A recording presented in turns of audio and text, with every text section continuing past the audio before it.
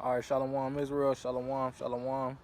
It's Brother Kazak, and today I'm just go through a little I'm just go through the precepts. We go look at marriage and see what is marriage according to the scriptures, and we go see how and we go see the duties of marriage.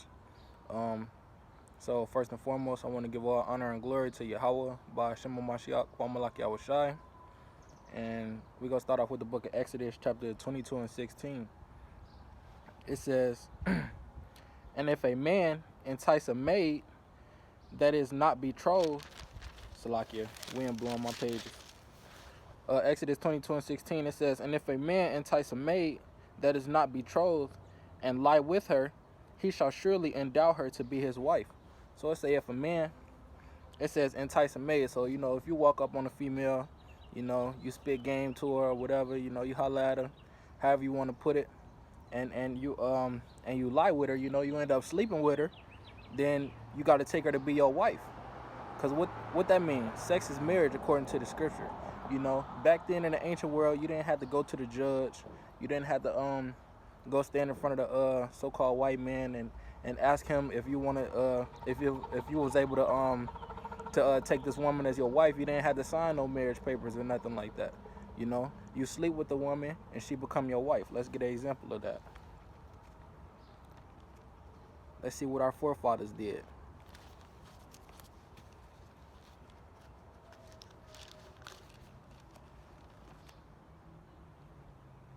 This the book of Genesis, chapter 24, verse 67.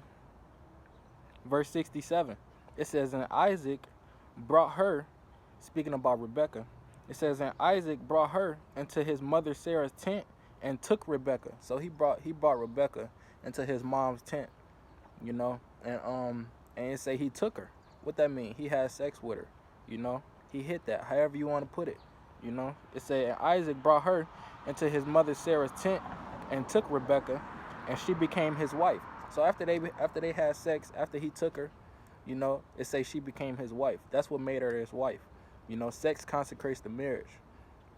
It's not no big wedding ceremony where you gotta walk down the aisle and then you got 5 men on this side and 5 women on that side, and everybody walk down the aisle paired up in this big ceremony, and she got to wear a white dress and all that. No, it's not like that according to the scripture. Sex was the marriage, and you also had to pay a dowry to the wife's father in order to, like, if you wanted to let me just finish this scripture first. It says, and Isaac brought her into his mother Sarah's tent and took Rebekah, and she became his wife, and he loved her, and Isaac was comforted after his mother's death. So we're going to go to the book of Exodus. We're going to go back to Exodus, matter of fact, to where we just left off, because that's going to show you about the dowry part. So I'm going to start at Exodus 22, and I'm going to read 16 again, and then go down. It says, and if a man entice a maid that is not betrothed and lie with her, he shall surely endow her to be his wife. Verse 17, if her father utterly refused to give her unto him. So you got to talk to the wife. You got to talk to the woman that you want. You're supposed to go and talk to her father first and ask him, is it okay? Is it okay for you to take this for you to take his daughter to be your wife? You got to ask him, and you will have to pay a dowry, however much he'll want you to pay. Like we read back in Genesis, Jacob, he had to work 7 years for Laban, for Rachel, and then he ended up getting finessed a little bit. He ended up getting finessed, and Laban had gave him, I believe it was Leah. He gave him Leah instead, and then so Jacob had to work another 7 years, so he had to work 14 years. That was his dowry for both of his wives, and it also came with two other maid servants. So it says, verse 17, it says, if her father utterly refused to give her unto him, he shall pay money according to the dowry of virgins. So if the father refused, because the father can't refuse, he would be like, I don't like this man for my daughter, or he'd be like, I don't want to lose my daughter right now, because if you according to how a family structure worked back then, everybody had their little input. So a daughter, she probably sold clothes. She would probably go out and work in the fields or anything for her family, take care of the house and all of that. So it's like he losing his daughter, he losing a valuable part of his household. So he got to be reimbursed for that. So that dowry will reimburse him for that. So it says, verse 17 again, if her father utterly refused to give her unto him, he shall pay money according to the dowry of virgins. So you would have to pay money in order to the wife's father in order to take her to be your wife. If he refused, or if he don't refuse, if he want money to begin with, that's how you become betrothed in the first place. Sometimes they have a woman betrothed to a man before they even born. The family will come together for an agreement. So say a wife is pregnant. Say a man and his wife, they having a baby. They got a baby on the way, and the baby is going to be born in like 2 months. And then another family that's on the other countryside down the road or whatever, they got a family. They baby waiting to be born, or they might already have a son born. He probably 2 years old or something like that.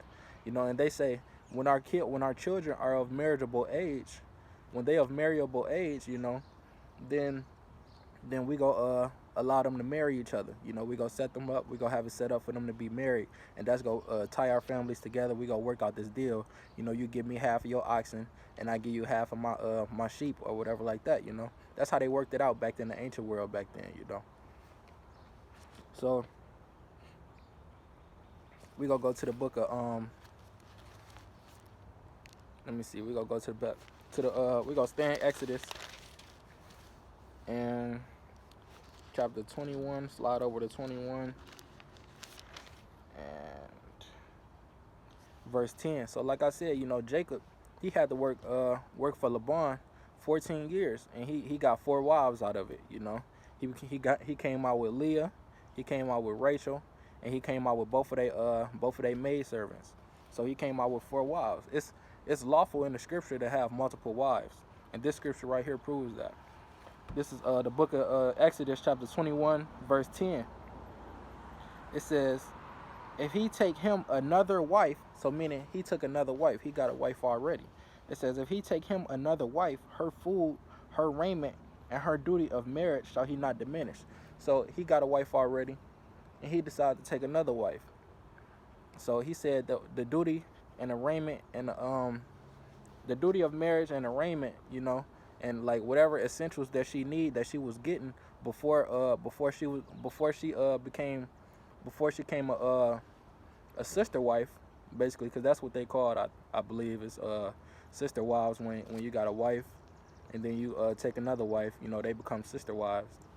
But before she became a sister wife and she was the only wife, she got to be getting that same amount of sex that you was giving her. She got to still be getting that same amount of food that you was giving her, that same amount of clothes, that same amount of protection, that same housing, that anything. You can't diminish her just because you took another wife.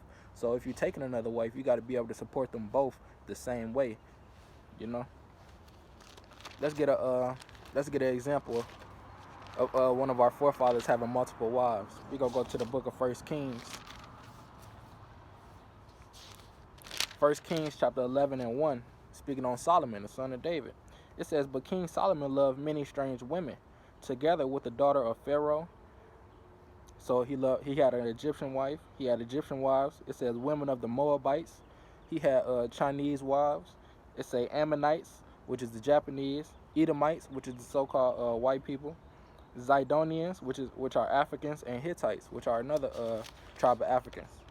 So he had wives of every nation.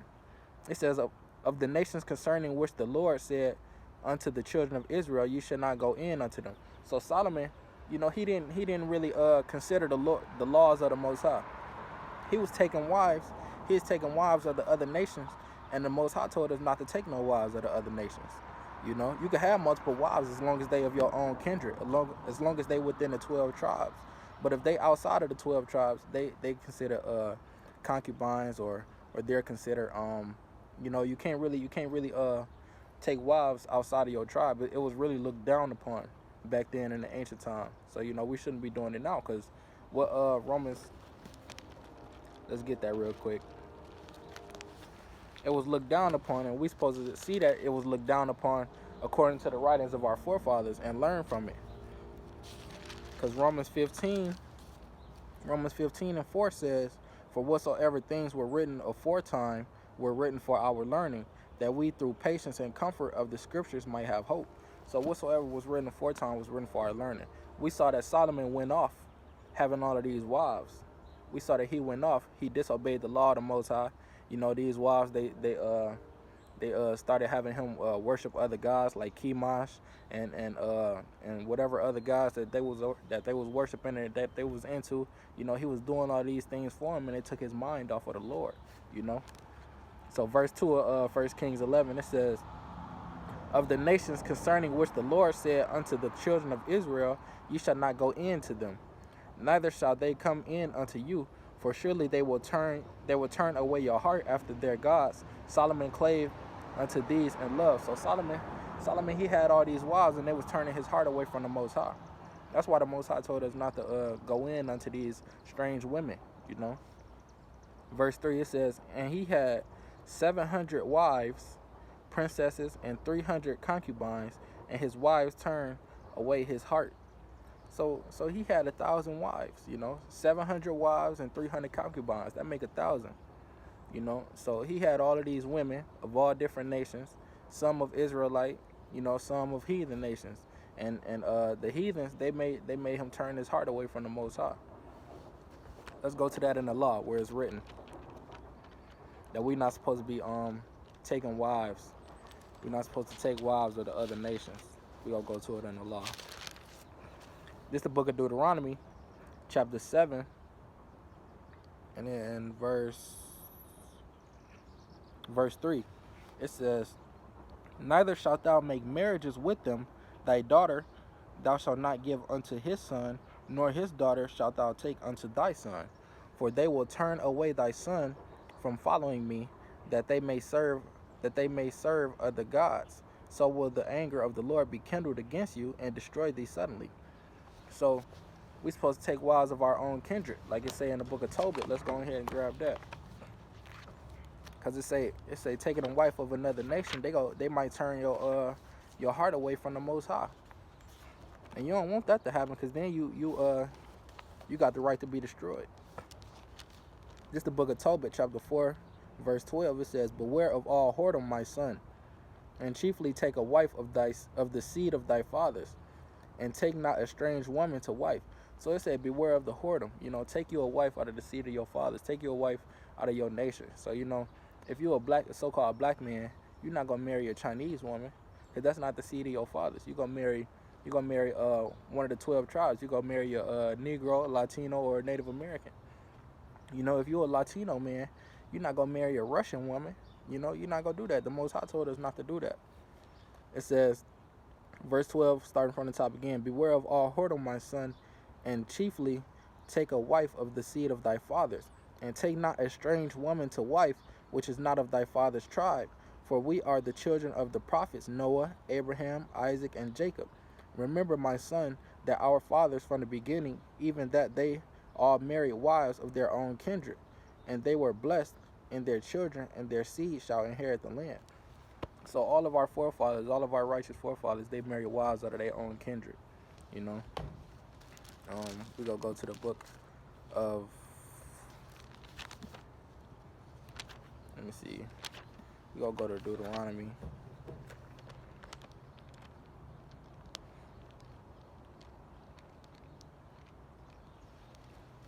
So we're supposed to be following these laws. Whatever the Most High, like we read in Romans, whatsoever was written aforetime was written for our learning. And this topic is marriage. So, you know, we're supposed to take a wife of the seed of our fathers. If you lie with a woman, you're supposed to take her to be your wife. You know, you pay the dowry to her father, you know, if you have to. And basically, you know, you're not supposed to be planning on lying with a woman unless you go spend the rest of your life with her, because sex is marriage. So we're going to go to the book of Deuteronomy, chapter 22, and I'm going to start at 13. It says, "If any man take a wife and go in unto her and hate her," so if you took a wife and and you notice like after a while you don't really like this woman. You know, you don't really like her. You don't think she for you, and all of that. You don't like the way she carry herself and all of those things. It says, if any man take a wife and go in unto her and hate her, and give occasions of speech against her, and bring up an evil name upon her, and say, I took this woman, and when I came to her, I found her not a maid. So you know, that's gonna make her family look bad. That's gonna make her look bad, because you bringing an evil name upon her now. You going out and around the town, you know, speaking to multiple people, telling them like, yeah, you know, the that brother Jake bogus, because he gave me his daughter to wife. He gave me his daughter to wife, and she don't know how to clean. She don't know how to cook. She wasn't even no virgin, you know. So it's like he bogus. So now you bringing an evil name. You bringing a bad name upon that family. So that's what that's talking about. And say, verse 14 again, and give occasions of speech against her, and bring up an evil name upon her, and say, I took this woman, and when I came to her, I found her not a maid. So that mean you came unto her, you saw that she wasn't no virgin. That's what they're talking about. And it says, verse 15, then shall the father of the damsel and her mother. So basically, hold on, let me go back on that, because you went in unto the woman, and you found out that she wasn't no virgin. So that means the father told you that you was gonna be the first man that she been with. You know, she wasn't no widow or nothing like that. She wasn't divorced, because back then you could write a bill of divorcement. You know, but so you came in unto the woman that you was betrothed to, you was promised to have. You know, the father of the woman told you that he is promising his virgin to you, but you go in unto her and you found out she wasn't no virgin. So we go in on that. It say, then shall the father of the damsel and the mother take and bring forth the tokens of the damsel's virginity unto the elders of the city and the gate. So the tokens of the virgin's virginity. So that's what. So on the first night that they got together, you know, you betrothed your daughter to this man, and he have sex with her, and he take her virginity. You know, when you take a woman's virginity, it's gonna be blood. Blood gonna come out from you breaking her hymen. I believe that's what it's called. You breaking her hymen, or we call it in the world popping the cherry. You know, you pop her cherry, and so the blood is on the sheets. That's the tokens of virginity. You give that to the woman's parents, so they can have that as insurance for if you try to come and say, you know, I laid with this woman and she wasn't even no virgin. You know, she wasn't even no virgin when they gave her to me. So they gonna be like, hold on, you can't say that, cause when the first night y'all laid together, we got these sheets right here, and they got her blood on them from when y'all had sex. So how you gonna say that we lied and say that she wasn't no virgin? You know, so that's what that's talking about.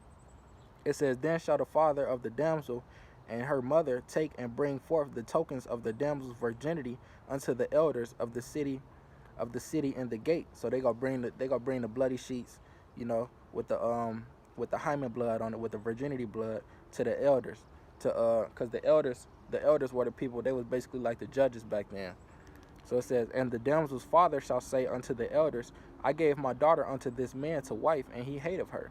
So he hate. I gave my daughter to him, and he acting like he hate her now. He acting like he don't want her. Verse 17, and lo, he hath given occasions of speech against her, saying, I found not thy daughter a maid, and yet these are the tokens of my daughter's virginity. So it's saying he brought a bad name upon her, saying she wasn't in no virgin. But whole time we got these sheets with the blood on it that show that she was a virgin the first time that they laid together, you know. And it says, and they shall spread the cloth before the elders of the city, and the elders of that city shall take that man and chastise him. So they go take the man that was lying, take the man that was the daughter's husband, that was lying and saying she wasn't no virgin when he laid with her, and they go chastise him. You know, they probably go beat him, you know, anything, you know. It say they go chastise him, and they, verse 19, and they shall immerse him in 100 shekels of silver. So they go find him now, because you brought that bad name upon them people, so they go find you now. It say 100 shekels of silver, and give them unto the father of the damsel, because he hath brought up an evil name upon a virgin of Israel, and she shall be his wife. He may not put her away all his days. So now he got to keep that woman, you know, and he got to come out that money, because he got fined, he had to give it to the woman's father because he brought a bad name upon their family, you know. And it says, verse 20, it says, but if this thing be true, and the tokens of virginity be not found for the damsel. So if the man was telling the truth, saying that the woman wasn't no virgin, and they don't got no token, the family don't got no token of virginity, you know, to prove that the woman was a virgin, they don't got that. So the man was telling the truth.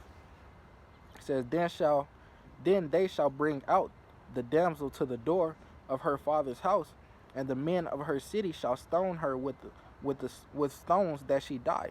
So they gonna stone the woman for lying and saying that she was a virgin and she wasn't. You know, that's kind of like finessing a brother.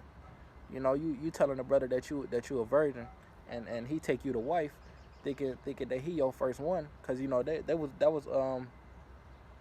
was something highly looked upon back then. You know, to have a woman that's a virgin and you her first and all of that. You know, but it says, but if these things be true, and the tokens of her virginity be not found for the damsel, then they shall bring out the damsel to the door of her father's house, and the men of Salakia and the men of her city shall stone her with stones that she die, because she have wrought folly in Israel to play the whore in her father's house. So shalt thou put evil away from among you. So it says she had played the whore in her father's house. That means she was out having sex without her daddy knowing, and her daddy betrothed her to a man thinking that she a virgin. But the whole time she been sneaking and geeking on the low. You feel me? So that the Lord say that she got to be stoned to death, you know, by all the men in the city, because she played the whore in Israel and brought folly to the nation. We gonna go to the flip the page, go to Deuteronomy 24:1. It says, so this talking about the bill of divorcement. It says, when a man have taken a wife and married her, and it come to pass that she find no favor in his eyes, so you don't really like the wife, you know, it don't got nothing to do about the virginity and all of that. You know, you just find out like you don't really like this woman, you know, you ain't feeling her like you thought you would. It says that she find no favor in his eyes because he have found some uncleanness in her, then let him write her a bill of divorcement and give it in her hand and send her out of his house. So back then, in the time of Moses, you know, that's why this is written in the law. Moses made it so you could give a bill of divorcement to the wife, you know, so you could just stop dealing with her and you go find you a new wife and she could find her a new husband. But Yahushua said different. But verse 2, it says, and when she is departed out of his house, she may go and be another man's wife. So, you know, once she got that bill of divorcement from her original husband, she could go and be another man's wife now. You know, and that man, he go and find a new wife.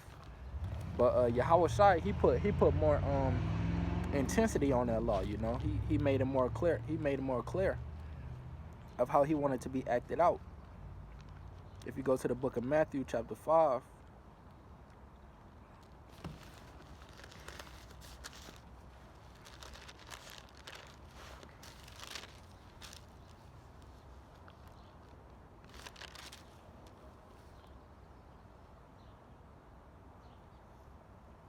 Salakia.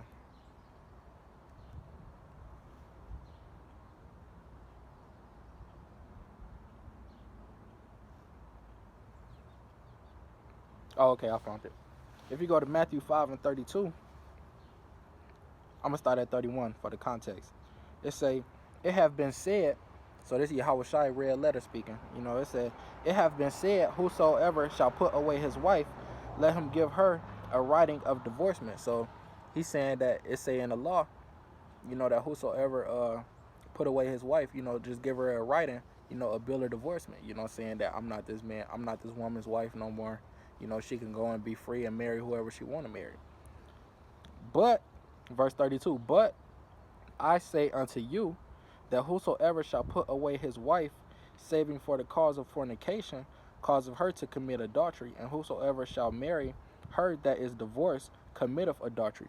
So, he's saying that you can only put your wife away for a cause of fornication. You know, you can't put her away for any little thing, just for her being unclean. You know, you can't put her away for her not wanting to shower and all of that. You can't put her away because her head game not right. You can't put her away because you're not feeling her. You know, you think she corny or something like that. You can't put her away for those reasons. You know, you can only put your wife away is if she commit fornication and go and sleep with another man. So let's go back to the law on that, because we gotta see what fornication is. A lot of people, they might not know what fornication is.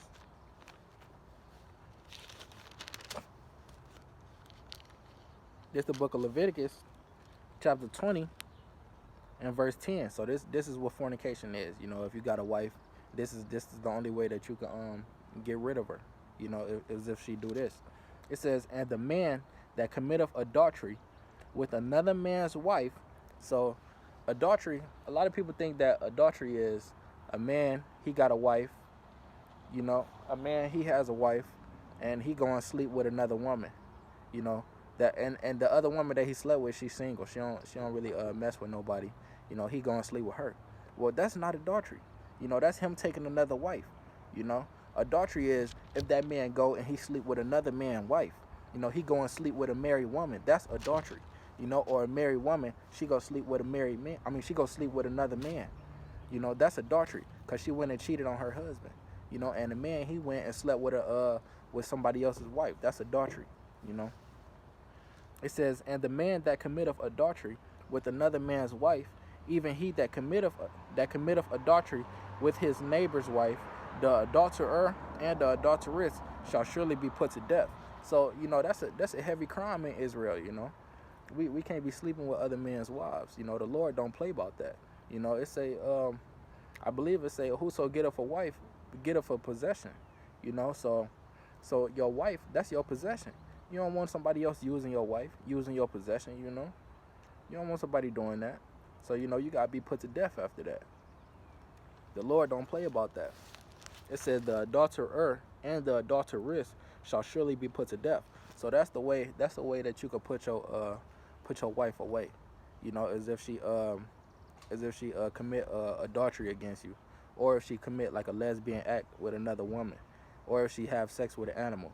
You know, that's fornication. Those are signs of fornication. You can put her away after that, you know. Let's go to Hebrews.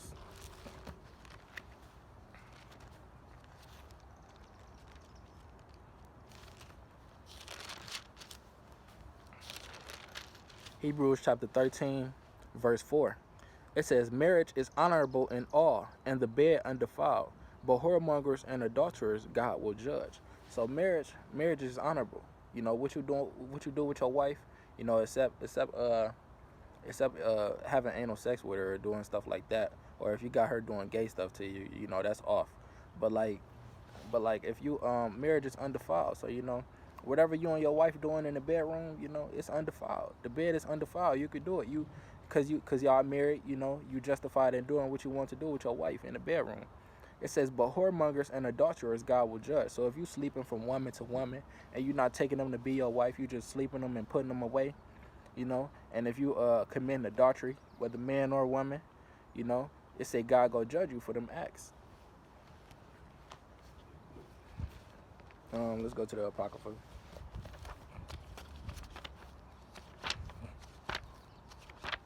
Go to the book of Sirach. Sirach chapter 9, verse 9, speaking on adultery. It says, sit not at all with another man's wife, nor sit down with her in thine arms. It say, don't even sit with another man's wife. It says, nor does, Salaki, I've lost my place.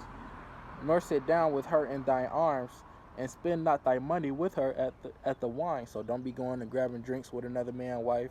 Don't be saying, oh, we just kicking it. We was old friends from back in high school. Nah, she's somebody's wife now. So you can't be spending no time with her.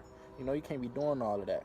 Because then you spending all this time with her, y'all might start developing feelings for each other. You know, y'all might get drunk. Y'all might get drunk and then end up sleeping together, you know. So it says, and spend not thy money with her at the wine, lest thine heart incline unto her. So you start to develop feelings for her. It say, and so through thy desire thou fall into destruction, because you start developing feelings for another man's wife. You know, you commit that adultery.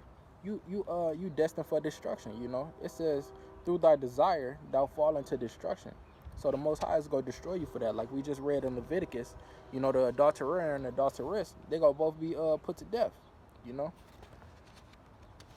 Let's go to chapter 23.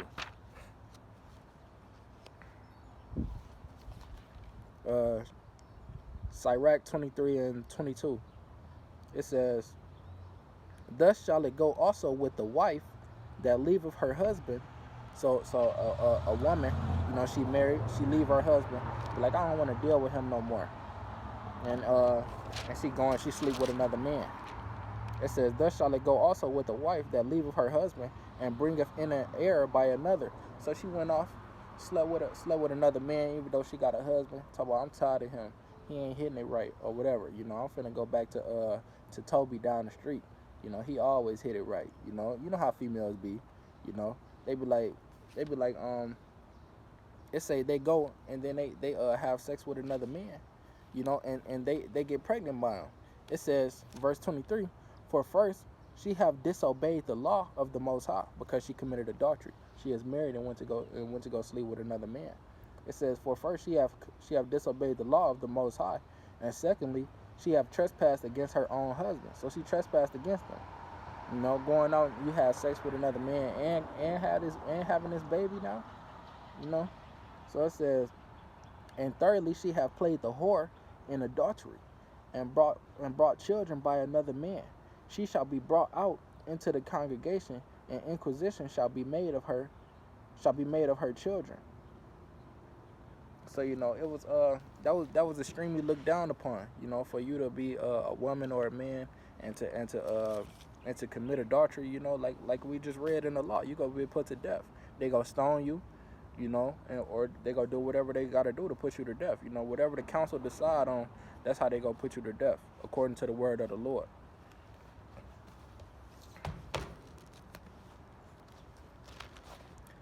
But let's say your marriage going good. You know, this is how you're supposed to be carrying yourself in marriage. So this 1 Corinthians chapter 7, verse 2, it says, nevertheless, to avoid fornication, let every man have his own wife, and let every woman have her own husband. So it say to avoid fornication, which is adultery. It says, let every man have his own wife. So that you got a wife, that's your wife. You know, can't nobody else sleep with her. That's your own wife. And it says, let every wife have her own husband. So a woman, she got a husband. You know, 2 women, 3 women, they might have the same husband, but that's their husband, you know. It says, verse 3, it says, let the husband render unto the wife due benevolence. Sorry, Salakia.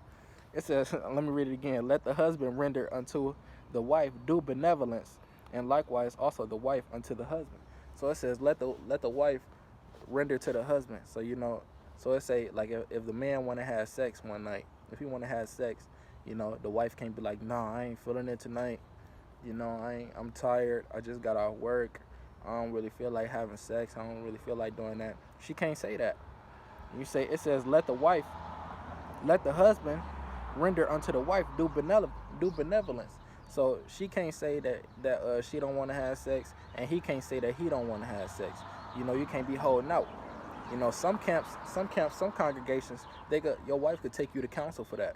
For the men that's higher above you, because you know they be having ranks in the camps. So the men that's higher above you, you know, your wife could take you to counsel for that, and have those men call you in. You get called into a group of men that's higher above you, and they go talk to you like, why you ain't having sex with your wife? You know, why you ain't giving her none? You know, you're supposed to be giving her her duty of marriage. You're not supposed to decrease it. You know, you're supposed to be if she want to have sex, you gotta give her sex. You know. So verse 3, it says, let the husband render unto the wife due benevolence, and likewise also the wife unto the husband. So vice versa. You know, you got to submit to each other. If your husband want that, you know, you got to give it to him. If your wife want that, you got to give it to her. You know, you can't be holding out on her. Verse 4, it says, the wife have not power over her own body, but the husband. And likewise also the husband have not power over his own body, have not power of his own body, but the wife. So they can't be holding out from each other. The wife, if she don't want to have sex and the husband do, she got to give in. Basically she got to let him get some. And the same thing with the husband. If he don't got power over his own body, if his wife wants some, then he got to go in and do that. Verse 5: defraud ye not one to another, except it be with consent, for a time, that ye may give yourselves to fasting and prayer, and come together again, that Satan tempt you not for your incontinency. Salakia. So it says, don't defraud each other, meaning don't be holding out on each other unless y'all got an agreement. Y'all got to come to an agreement on it and be like, look, we not finna be having sex every day, and y'all both agree that y'all not gonna have sex every day. Y'all pick days out the week that y'all do it, and it got to be an agreement, because like we not gonna have sex because we fasting. We go, Salakia, my things keep getting in my eye. But it be like, we not gonna have sex because we fasting Sunday night, or we fasting Tuesday morning and all of that. We gonna start a fast. So we not gonna have sex because you're not supposed to take pleasure while you fasting, like it said in the book of Isaiah. But so you can't be holding out on each other unless it's under agreement between y'all. So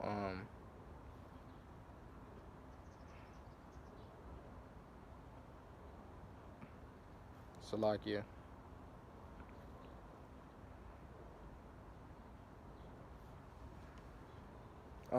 We gonna skip down to verse 12. 1 Corinthians 7 and 12. I ain't really had this in my notes, but I'm gonna just go ahead and add it in because this is a good point. Say you in the truth, you a man, you in the truth, and your wife, she not in the truth. She don't really believe in the truth yet. The Lord ain't pulled her in yet, or He may not want her. So, but she pleased to stay with you. This is what Paul wrote things according to those guidelines, because these things are common. So it say 1 Corinthians 7 and 12, it says, but to the rest speak I, not the Lord. If any brother have a wife that believeth not, and she be pleased to dwell with him, let him not put her away. So if you got a wife, she don't believe in the truth, she don't really want to follow the law, statutes, and commandments, she don't believe she an Israelite and all of that, but she still pleased to dwell with you. She still pleased to be your wife, even though you going through your journey in the truth, and you changing up your lifestyle and the way you living, and she still want to be with you. Then it say, let you not put her away, so you could keep her. It says, and the woman which hath an husband that believeth not, and if he be pleased to dwell with her, let her not leave him. So same thing, vice versa. If a woman, she in the truth, following the law, statutes, and commandments of the Most High, believing she an Israelite, and her husband, she got a man that don't believe, it say, let her not put him away. Verse 14, for the unbelieving husband is sanctified by the wife. So even though the husband don't believe, if the wife being righteous, he might be sanctified. He might be saved in the latter days. The Lord might have mercy on him because his wife was so righteous. It says, and the unbelieving wife is sanctified by the husband. So same thing, vice versa with the husband. And with the unbelieving wife. If his wife don't believe, and the Lord find the man righteous, He might even save that man, his wife, and her family too. It says, else were your children unclean, but now are they holy.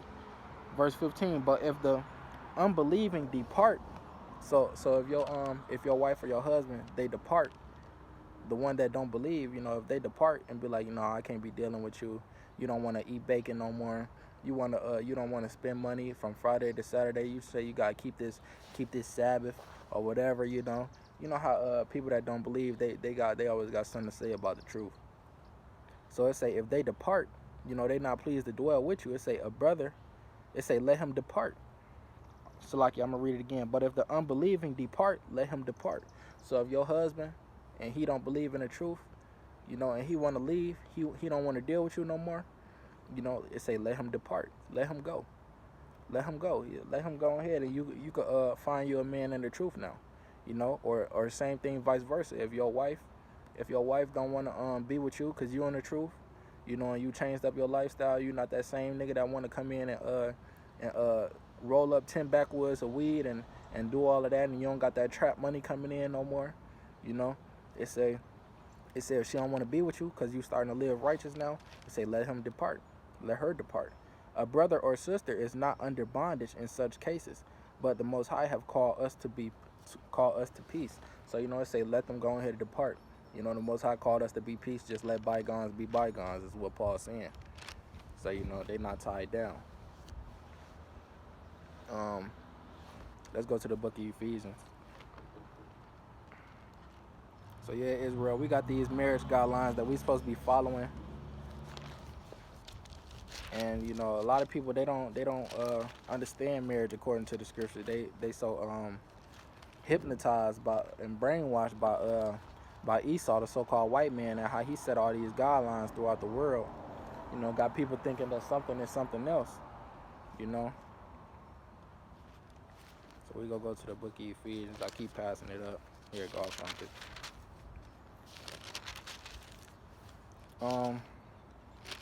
It's the book of Ephesians, chapter 5, verse 21. It says, submitting yourselves one to another in the fear of the Most High. So y'all submitting yourself. In this case, you and your wife, y'all both believe. So it says, submitting yourselves one to another in the fear of the Most High. So y'all submitting to the Most High. Y'all following with y'all put the Most High first, and then y'all marriage comes second. You know, y'all following the ways of the Lord. So it says, verse 22, wives, submit yourselves unto your own husband, as unto the Lord. So it says submit yourself to your husband. If you're a wife, you got to submit yourself to him. Let him be the head of the family.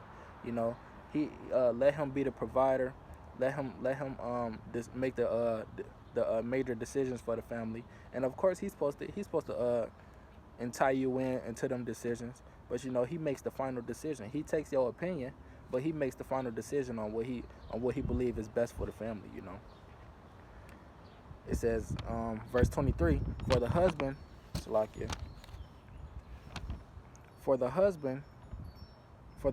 is the head of the wife, even as Christ is the head of the church, and he is the savior of the body. So it says the husband is the head of the wife. You know, let's get that real quick. Because it's an order to things. It's an order to how marriage is supposed to be held, you know. Like your roles in marriage, you know, it's an order to it. This 1 Corinthians chapter 11, verse 3, it says, but I would have you know that the head of every man is Christ. So Christ is the head of every man. It says, and the head of the woman is the man. So your husband, Slakia, my paper keep flying down.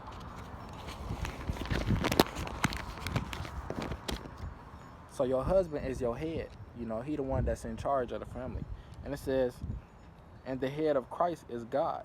So, you know, the head of Christ is God. It's an order. It goes God, Christ, Yahweh Shai HaMashiach, and then it goes the man, and then it goes the woman. It's an order to the things. So, and then if you got kids, your kids is, of course, under the wife. So, you know, it's a family. That's the family structure. That's how it should go. Y'all should always put God first, God and Christ first, and then your family, you know. And then you can never go wrong with that family structure. So verse 24, it says, therefore as the church is subject unto Christ, so let the wives be to their own husbands in everything. So the church was subject to Christ. So the same way the church is subject to Christ, like Christ is the leader of the church. He set the guidelines. He tells the church what has to be done, what needs to be done, and all of that. You know, or how it should be run. You know, the same thing is the way the husband is to the wife. You know, just like how the church is subject to Christ, you know, the wife is subject to the husband in that same manner. It says, verse 25, it says, husbands, love your wives, even as Christ also loved the church and gave himself for it. So we're supposed to love our wives, even like Christ loved the church. You know, and the church is not the building, the church is the people. So, you know, your husbands, we supposed to be loving our wives like Christ loved the church. So what did Christ do for the church? He gave us life for it. You know, so you're supposed to be willing to give your life for your wife. You know, you're supposed to be willing to sacrifice whatever for her, you know. So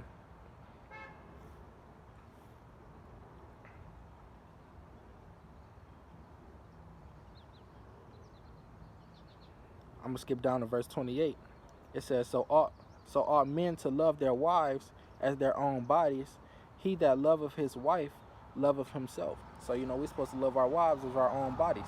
Let me go ahead and because our wives is joint heirs. They joint heirs unto us. Whatever we inherit, our wife inherit. Because we're the head. We're the head of the wife, but we move as one. We one unit. So this is 1 Peter chapter 3. I'm gonna start at 1. It says, likewise, ye wives, be in subjection to your own husband. So same thing like Paul was saying in Ephesians. Wives being subject to your husband, that if any obey not the word, they also may without the word be won by the conversation of the wives. So you're supposed to be obeying the word of your husband. It says,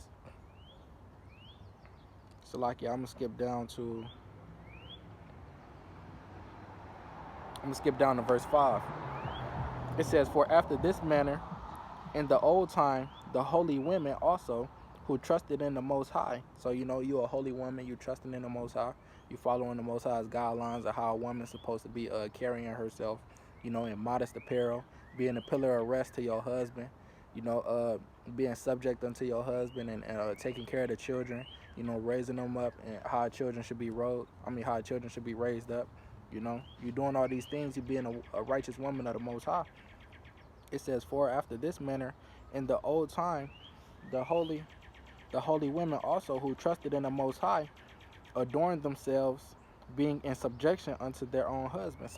So our righteous foremothers, like Sarah, like Rebecca, like Leah, Rachel, they was in subject to their husbands, and they adorned themselves in that, because that's how a woman was supposed to carry herself. That's how a woman of the Lord is supposed to carry herself. It says, verse 6, even as Sarah, which was Abraham's wife, even as Sarah obeyed Abraham, calling him Lord. So she called Abraham Lord.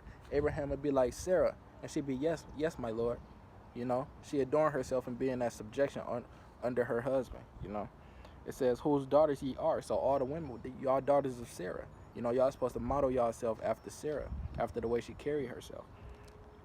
As long as ye do well and are not afraid with any amazement. Verse 7, likewise ye husbands, dwell with them according to knowledge.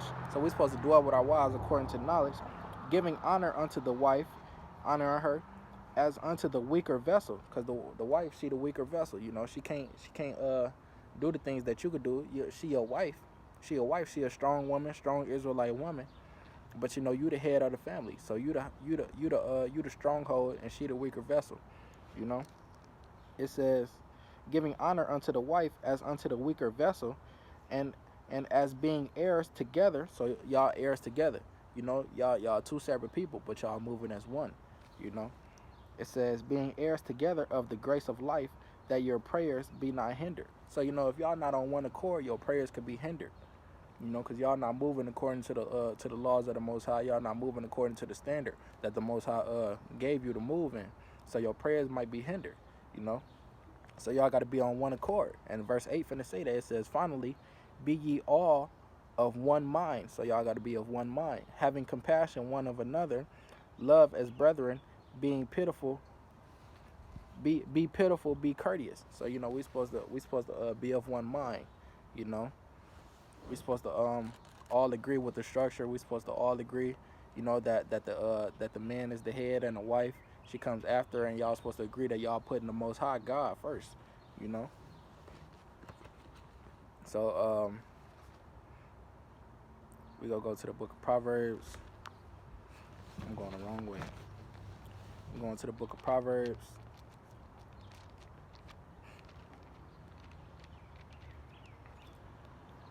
So automatically, if a man is the head of the family, if he the head of the family, that automatically makes him the provider.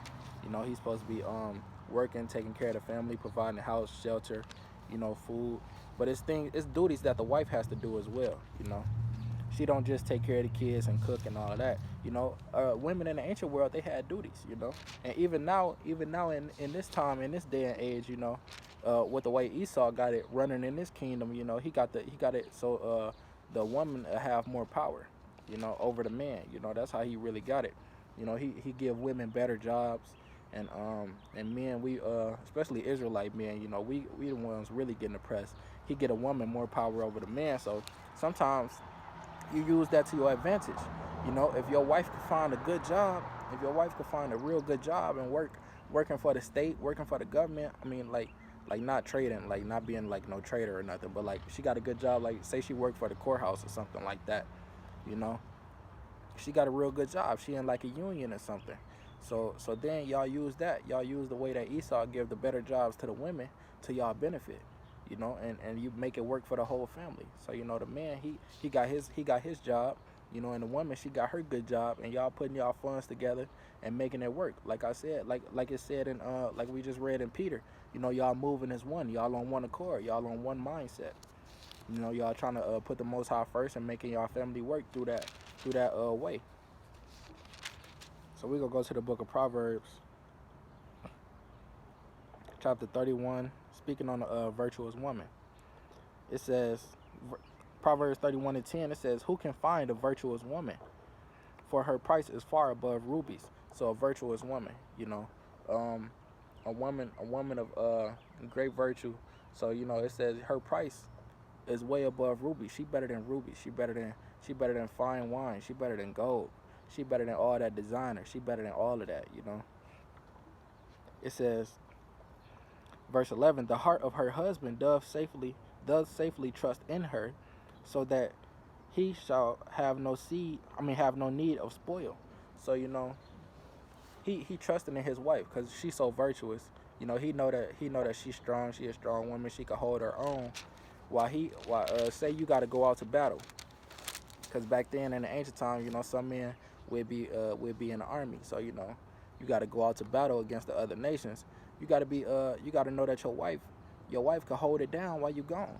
She could take care of them badass kids, because Israelite kids is bad as hell.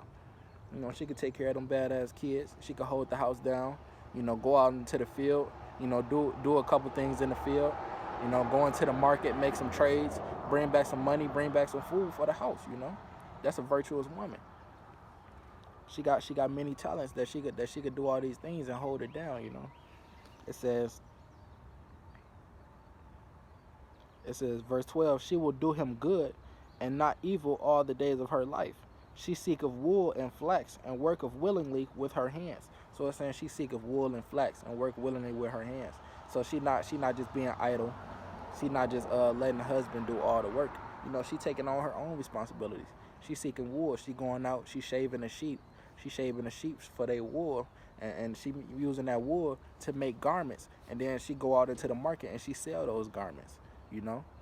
So, and she bring back money back to the family, to put food on it, to help the husband put food on the table. Like I said, y'all working together as one unit, So this is what a virtuous woman is supposed to be doing in a marriage, It says, verse 14, "She is like the merchant ships. She bringeth her food from afar." So she going to the markets, trading those garments that she making out of the wool, and she trading basically, like if y'all got a farm, or a garden or whatever, and she trading those vegetables and bringing back money, or she trading it for more cattle or whatever. She making these decisions that benefit the family. That's what it's talking about.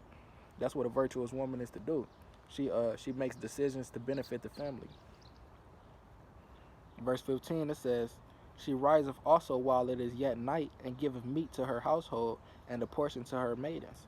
So she rising up early in the morning. She the first one up, and so when she the first one up, got the house clean, she got the cooking, got the breakfast. You smelling that turkey bacon on the stove. You smelling them pancakes.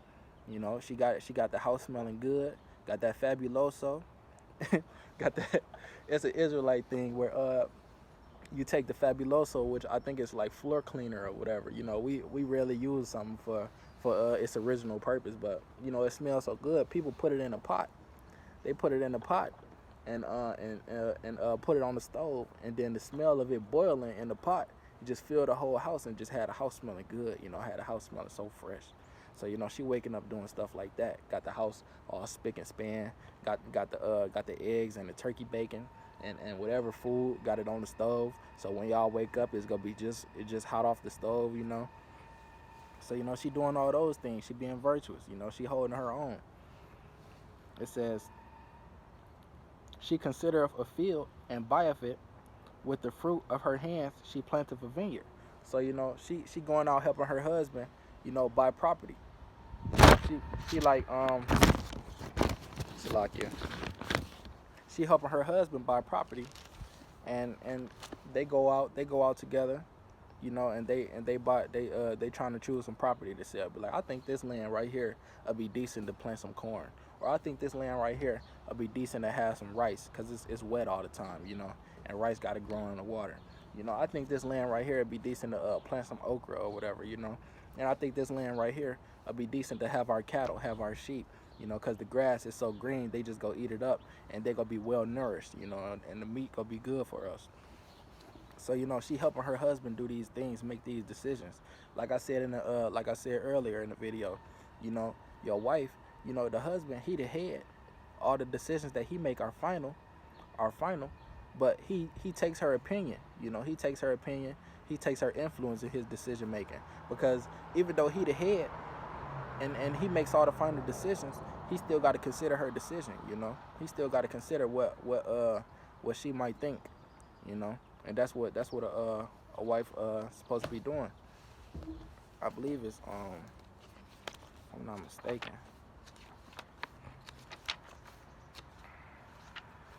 Is it 36?